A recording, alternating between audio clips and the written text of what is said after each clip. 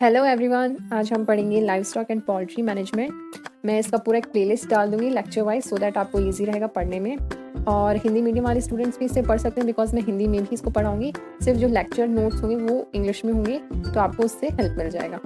First हमारा जो topic है that is role of livestock in the national economy. अगर हम नेशनल इकोनॉमी का बात करते हैं तो हम इसको 3 पार्ट्स में डिवाइड करते हैं। First is the agriculture sector, okay, जिसमें आते हैं हमारे forestry, fishing and all. Second is the industry sector and the third one is the service sector. अगर हम एग्रीकल्चर सेक्टर की बात करते हैं तो फिशरीज, फॉरेस्ट्री एंड सब इसी में इंक्लूडेड होता है। जो हमारा भी लाइव स्टॉक होता है या डेयरिंग, ये सब एग्रीकल्चर में इंक्लूड होता है।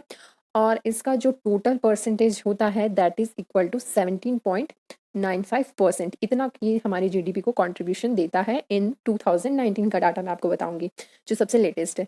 देन अगर हम इंडस्ट्रियल सेक्टर की बात करें तो उसमें जैसे माइनिंग हो गया, manufacturing, electricity, gas, water supply, ये सब होते हैं। तो ये हमारी जीडीपी कंट्रीब्यूट करते हैं 29.29%। ओके, इसके बाद अगर हम बात करेंगे हमारे सर्विस सेक्टर का, जिसमें इंक्लूडेड होते हैं trade, hotels, transport, communication, financial, real estate etcetera, ये हमारी जीडीपी को सबसे ज़्यादा कंट्रीब्यूट करते हैं विच इज़ 52.76।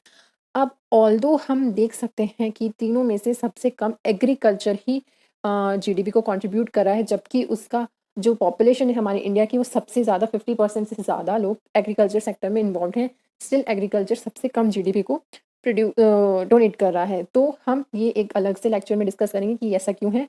अभी अगर हम लाइव स्टॉक का बात करते हैं तो जो लाइव स्टॉक पर्टिकुलर एग्रीकल्चर के फील्ड में आती है उसमें जो 17.95% में से लाइव स्टॉक 4.62% कंट्रीब्यूट करता है। वहीं अगर हम फिशरीज़ की बात करते हैं तो फिशरीज़ काफ़ी कम उसको जीडीपी को कंट्रीब्यूट करता है which is equal to 0.96%। Okay, fisheries ज़्यादा नहीं, ऑलमोस्ट 1% ही कर पाता है, इससे ज़्यादा नहीं कर पाता है।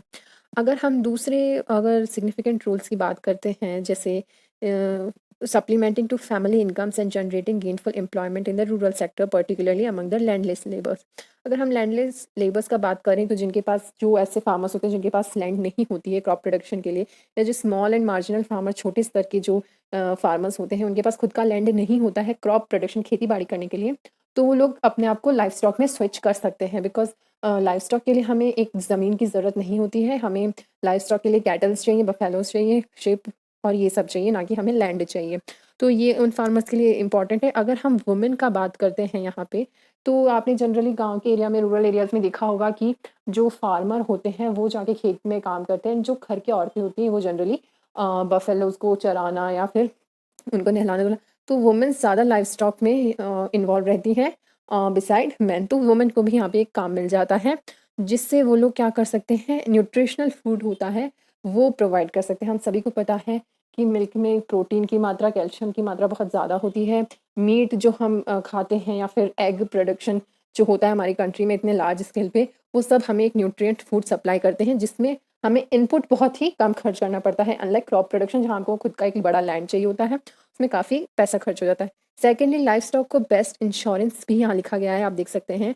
बिकॉज ये जब जो भी नेचुरल कैलेमिटीज़ होती हैं, जैसे ड्रॉट हो गया या फैमिन हो गया, तो अगर अगर आप क्रॉप प्रोडक्शन करते हैं, खेती बाड़ी करते हैं खेत में, तो अगर ड्रॉट, अकाल पड़ जाता है या कभी बाढ़ भी आ जाती है तो आपकी क्रॉप का नुकसान हो जाता है, आपकी जो फसलें हैं खेत में उसका नुकसान हो जाता है।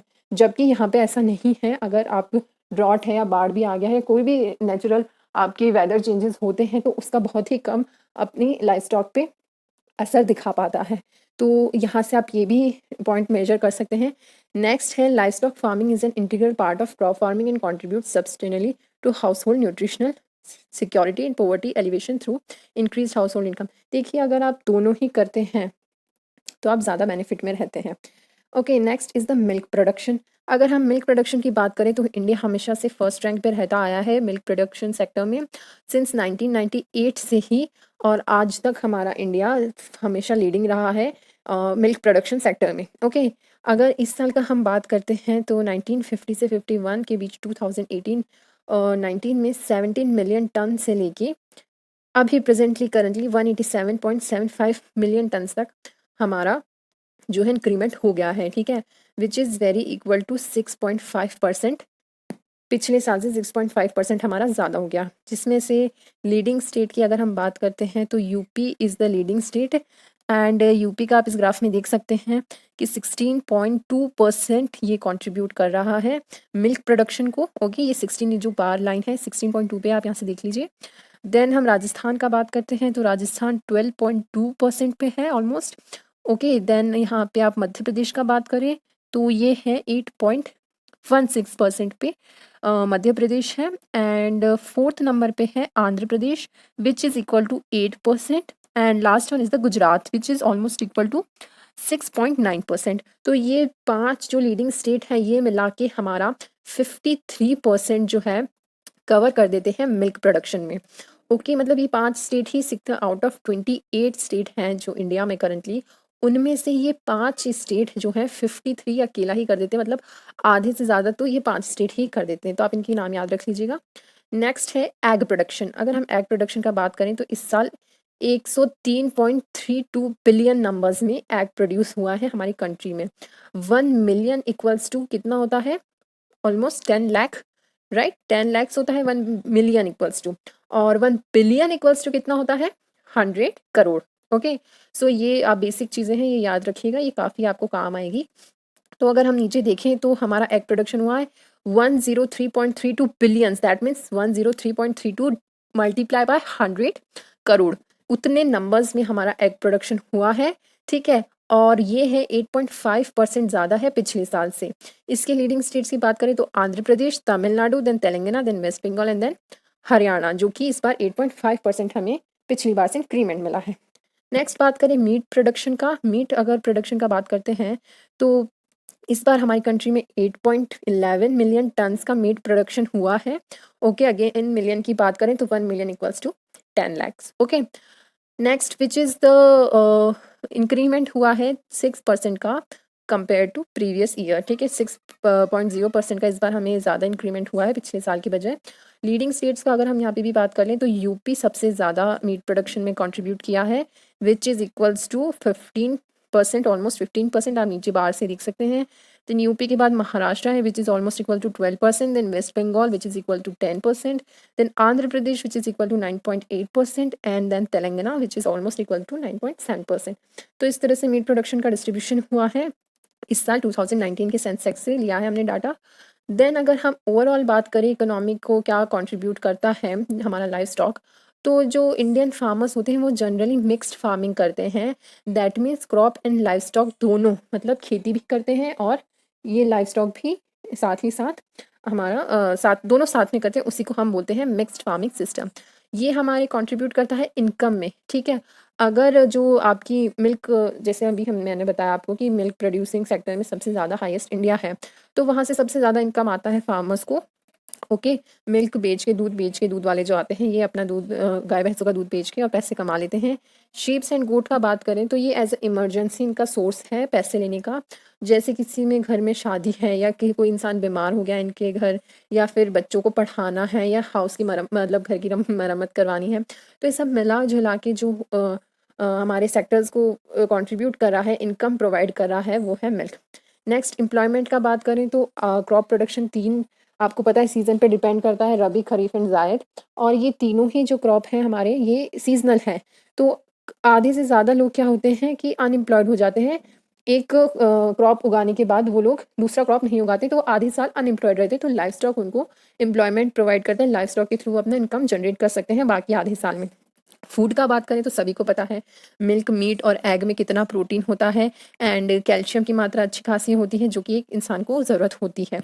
सोशल सिक्योरिटी का बात करें तो सभी को पता है इंडिया में गायों को जो होता है वो गायों को माता माना जाता है, उनको पूजा जाता है त्योहारों पे, है ना, वर्शिप किया जाता है इन रिलीजियस फंक्शंस। वहीं जैसे बकरा ईद हो गई या इन पे इनका सेक्रीफाइस दिया जाता है। ओके, और ये सब रिलीजियस फैक्टर हैं हमारी सोसाइटी के जो हमें सोशल सिक्योरिटी प्रोवाइड करते हैं। ड्राफ्ट का हम बात करते हैं तो स्टिल अभी भी कुछ ऐसे जगह हैं जहाँ पे जो गरीब किसान हैं उनके पास मशीनरी नहीं अवेलेबल होती हैं, और वो क्या करते हैं कि बुलक से ही अपना अभी भी प्लोइंग करते हैं, खेत का पूरा प्लो कर देते हैं वो with the help of bullocks. Okay, dung का बात करेंगे तो हम डंग केक्स आज भी गाँव में बनाए जाते हैं। ओके, और उसको एज अ फिर फ्यूल यूज़ किया जाता है, then as a fertilizer use किया जाता है काउ डंग्स और इनको।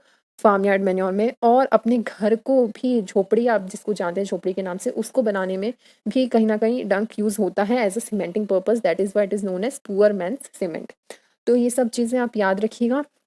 आज का क्वेश्चन मैं आपसे ये पूछना चाहूँगी कि एनिमल हस्बेंड्री एंड लाइवस्टॉक में डिफरेंस क्या होता है? आप प्लीज़ मुझे नीचे कमेंट करके बताइएगा, और जिसका भी सही जवाब, 3 लोगों का एकदम एक्यूरेट जवाब होगा, उसका हम अपने इंस्टाग्राम चैनल पे स्टोरी पुट अप करेंगे। आप वहाँ सपना विनर का नाम देख सकते हैं।